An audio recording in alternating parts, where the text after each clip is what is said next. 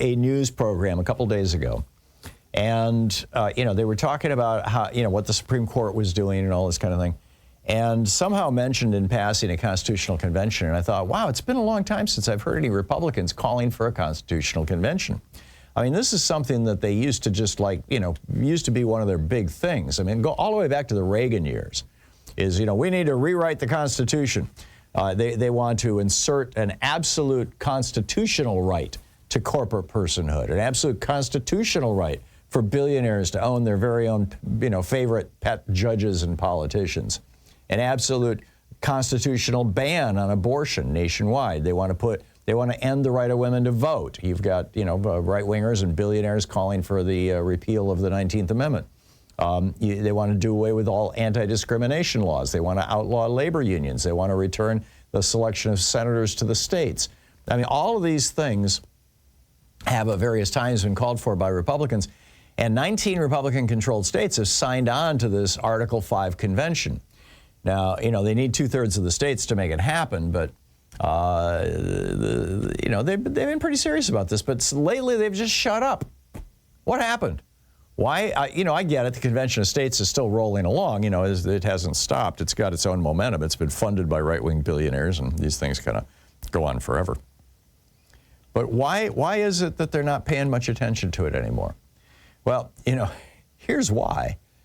They don't need to rewrite the Constitution. They have 6 right-wing crackpots, 6 corrupt Republicans on the U.S. Supreme Court who are doing it for them. I mean, just consider what they've done in the last, year and a half, 2 years, basically in the last 2 Supreme Court sessions. The first 2 to really get rolling here with all 3 of Trump's judges on them. They turned presidents who are inclined to break the law into kings or monarchs who are no longer accountable to police, courts, or juries, which rewrites Article 2, Section 2 of the Constitution. They ended the constitutional rights of women to their own bodies, ignoring or rewriting the 1st, 4th, 9th, and 14th Amendments to the Constitution. They gutted the power of federal agencies to protect consumers and our environment, essentially rewriting Article 1, Section 7 of the Constitution, which clearly gives Congress the power to do that. They fully legalized the bribery of politicians, so long as the bribes are paid after the event that's being paid for has happened rather than before. Then it's not a bribe any longer. It's merely a tip. Clarence Thomas gets tips, right? He gets gifts after Citizens United. And so these aren't bribes. These are just tips. In at least 2 different places in the Constitution, it mentions prohibitions on bribery. And yet they're ignoring, these 6 right-wingers on the Supreme Court rewriting the Constitution. They overturned parts of the 14th Amendment of the Constitution and the Voting Rights Act to legalize racially discriminatory gerrymandering when it benefits Republicans. And they've rewritten the Second Amendment and legalized bump stocks to basically put fully automatic or functionally fully automatic weapons of war on our streets. And it looks like they're just getting warmed up. I mean, coming up next year, an end to gay marriage, an end to contraception for non-married people, an end to the abortion pill, mifepristone, an end to the right to possess pornography. And they get to define what pornography is, like books about the devil or basically, I mean, what we've seen this before, right? If you want to know how this works, just look at Afghanistan. They want to end the right to possess banned books or read banned books. They want to end any meaningful regulation of billionaire-owned social media. They want to further the gutting of union rights, and they want to insert religion into our schools nationwide. These are just some of the things that are queued up for next year's Supreme Court, cases. So this has not gone unnoticed by President Biden. After the Supreme Court ruled that Donald Trump could commit crimes if they were official acts without any consequences, President Biden spoke out, and this was pretty uncharacteristic. I mean, this is ferocious. He said, "This decision today has continued this court's attack in recent years on a wide range of long-established legal principles in our nation, from gutting voting rights and civil rights to taking away a woman's right to choose to today's decision that undermines the rule of law of this nation." And then 2 weeks later, The Washington Post reported that President Biden is finalizing plans to endorse major changes to the Supreme Court, including proposals for legislation to establish term limits for the justices and an enforceable ethics code. Well, that has all kind of vanished. But, I doubt it's gone away, and I'm guessing that Biden is still going to push this stuff. But, of course, none of this is going to happen as long as Mike Johnson is running the House of Representatives. So this is all kind of teeing up for next year. But here's the simple reality. Michael Moore reported this a week or so ago on his Substack newsletter.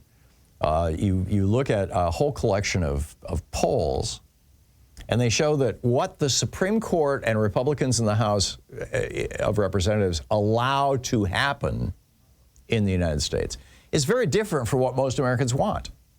90% of Americans want stronger gun control laws. 89% want an end to partisan and racial gerrymandering. 84% want free pre-kindergarten. 79% want the morbidly rich and corporations to pay their damn taxes. 76% want a higher minimum wage. 73% want an end to student debt and free college. 72% want action on the climate crisis, and they want money out of politics. 71% want an end to union busting. 70% want marijuana legalized nationwide. And more than 2/3 want to maintain gay marriage, they want to maintain abortion rights, they want to end the Electoral College, and they want to put term limits on Supreme Court justices. And yet none of those things are happening. Why is that? In large part because of Republicans on the Supreme Court. And they're keeping Republicans, elected Republicans, in power by the ways that they've changed the laws around voting, legalizing voting purges, legalizing gerrymandering, all these other things. And this is all because of two illegitimate Republican presidents. George W. Bush lost the election by 500,000 votes, and he lost Florida when we looked at the recount. But Sandra Day O'Connor was the deciding vote on the Supreme Court to make George W. Bush the president. And she said to friends, this is publicized later, and she did not deny it, that she voted that way because she did not want Al Gore to pick her successor. Donald Trump became president pretty much exclusively, take your pick, either because Jill Stein was on the ballot. She got more votes than Trump's margin of victory in each one of the swing states that he won, or that Hillary lost, in the Electoral College, or because Vladimir Putin intervened. And it really was both. But he lost by 3 million votes. If those two people had not become president, there would only be one Republican on the Supreme Court right now, Clarence Thomas. That'd be it. But two illegitimate Republican presidents packed the Supreme Court. So Harris and Walz need to be getting ready right now to take on the Supreme Court in the first weeks after they're inaugurated in January of next year, God willing. And the reason why is because your first 100 days are the most critical. The first 100 days, that's before the media has a chance to start attacking you. It's before the other party has a chance to really start attacking you. It's before the cracks start showing in your own party. And that's why FDR got so much done in his first 100 days. LBJ got so much done in the first 100 days after his re-election in 1964, or election 64. It's why Reagan got so much done in his first 100 days. It's why Obama got so much done in his first 100 days. And it's why Biden got so much done in his first 100 days. It's why first 100 days is so iconic.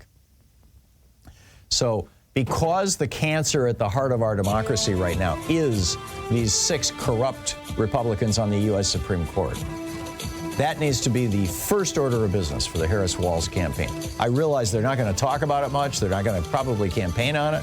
But they need to be getting ready to expand this court, to put term limits in, to put absolute limits on the behavior of these justices, a code of ethics.